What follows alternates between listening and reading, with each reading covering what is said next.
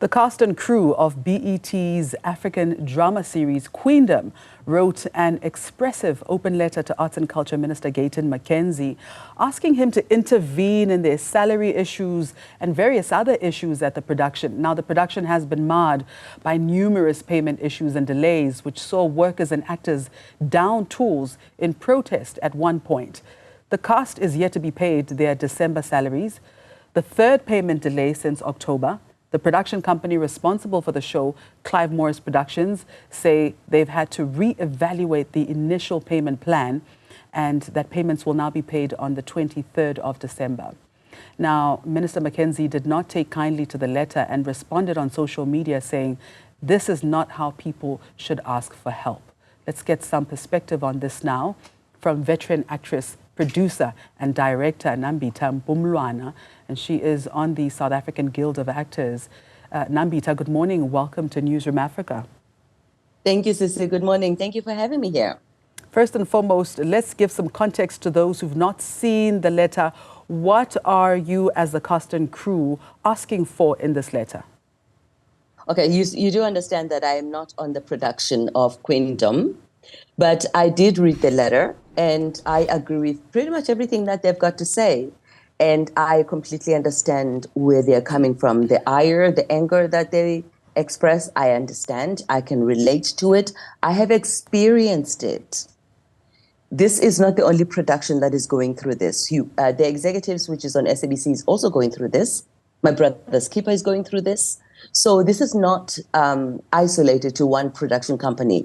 It seems to be that there is a new habit in the industry of not paying artists, not paying actors, not paying cast and crew of the different production companies. I'm not sure if it's the way that they're doing their budget, or maybe they just don't have enough respect for us to honor the contracts that we sign with them. Why do you think that the minister responded in the way that he did, and what do you make of his response? When you hear a scream of a woman being abused in the street, or maybe in her home, do you question how she screams, or do you attend to the fact that she's screaming? This is a Minister of Arts and Culture. The constituents in the department, from the Department of Arts and Culture, is saying, "Mr. Minister, do something. We are being oppressed. We are being abused." And he says, "That's not the way to cry." I'm sorry, what do you think of that? So let's delve deeper into some of the issues that are faced in the industry. And these are conversations that we as the media have been having for decades. And it almost seems like it speaks to very exactly. Exactly. It feels like it speaks to draconian contracts that are being produced and signed. Where is the problem? Like, exactly. When we ask the minister to intervene, what are we asking him to do? We're asking him to support the constituency under which his ministry falls. We're asking him, this is not new. We've got the Performance Protection Amendment Bill that has been sitting on the president's desk since 2018. As artists, we got involved with the DTIC now, to draw up that bill so that our rights are protected. That bill, together with the Copyright Amendment Bill, has been sitting on that desk. And can you imagine if that bill had been signed by the president? You and I would not be having this conversation. Actors would have been paid their royalties. There would be look, people have signed contracts to do a particular job. When that contract is not honored by one or the other party, you can go to court. There is a law that backs you up that says, don't do this to this person. In our case, there is no law to protect us.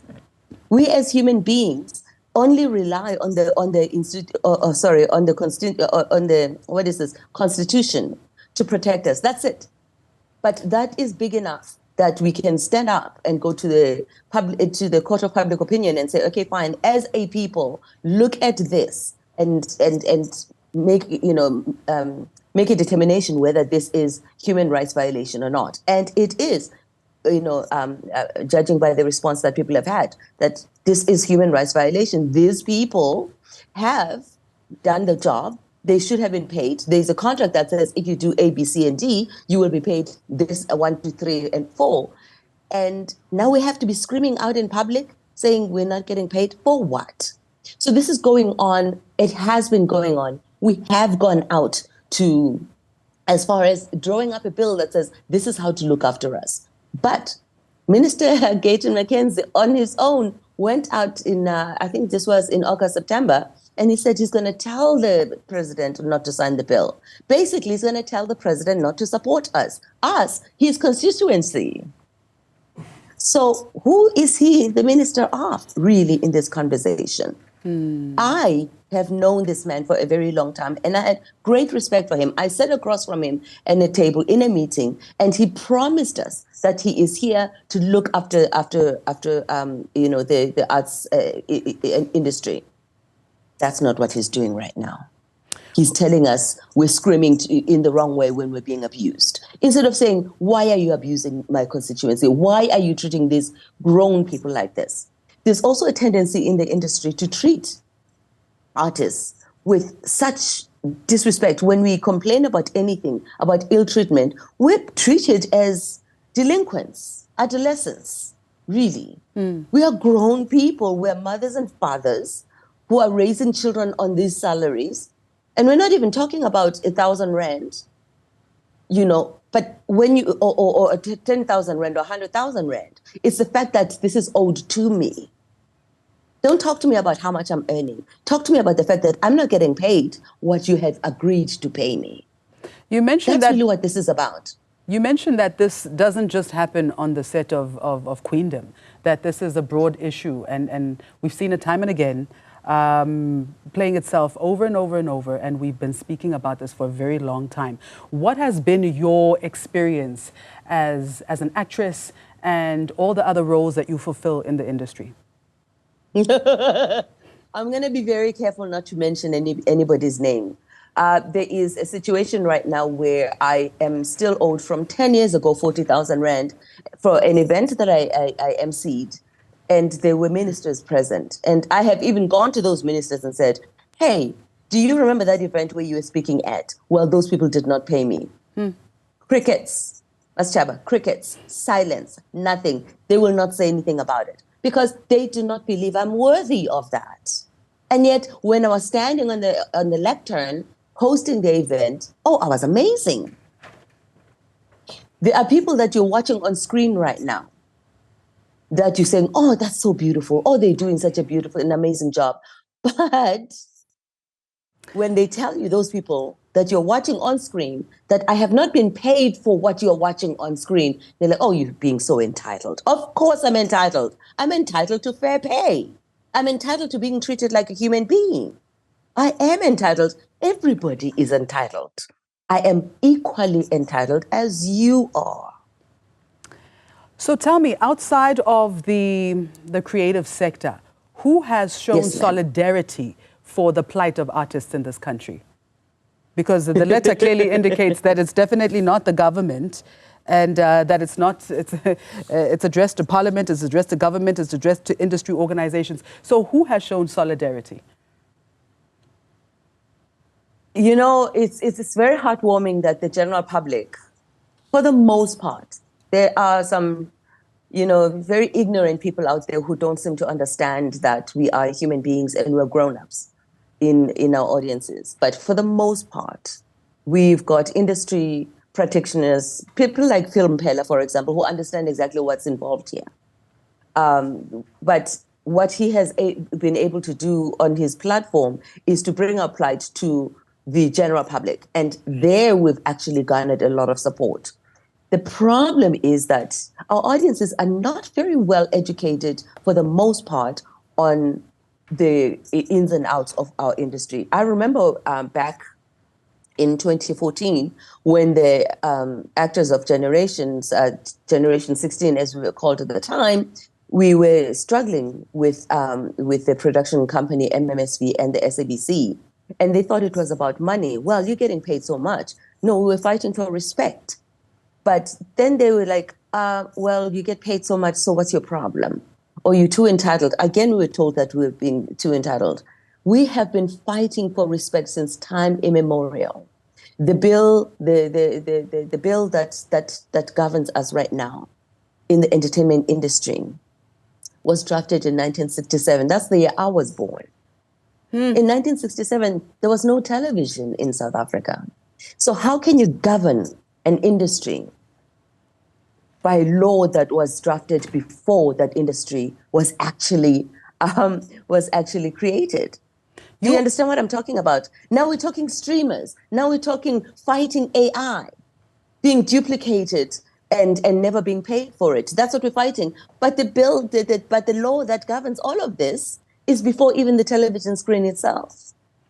You have been one of the most vocal and courageous in the industry, to be quite frank. How has this impacted your bank, your bottom line? First of all, Mastava, I'm so grateful that you say that in a positive way. Because, yes, it has affected me in a negative way financially and reputationally. There's been reputational damage because I'm a problem on set. I tell people, look, I was raised in a family of activists. So I'm just honoring who I am and the person that my mama raised. That's who I'm honoring when I'm standing up. When I'm speaking with you, I'm putting a target mark on my back. And now, but if not me, then who? And now, just before we let you go, what is your message Yes, ma'am. to Minister Gayton McKenzie? Ooh, that's a tough one, Sissy. I have so many things that I want to say to the man. I think it's critically important that he learns who we are. I think, we had Natim Tetwa. He had no idea. I remember sitting across from him, trying to educate him on the entertainment industry. He had no idea.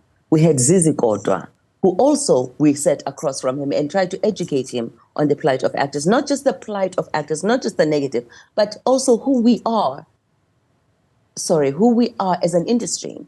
And he did not understand. Now we've got Gayton McKenzie, and all of them have always just preferred to deal with sports because they're just easier to understand. Well, just because we're not so easy to understand does not make us unworthy. Learn us, learn who we are, study, go and read that bill. Try to find out what it is that we're asking for. Because everything that we need would actually, at least for the most part, will be dealt with. We would not be having these conversations if the Performance Protection Amendment Bill, the PPAB, was signed. If the Copyright Amendment Bill, the CAB, was signed, these bills would protect us for, in perpetuity, really, because that's what it does. So actors like Menzi Ngobeni, who would not have died in vain, Connie Chiume, and most recently, Michelle Botes. We go back as far as Henry Cele, people who are not getting royalties.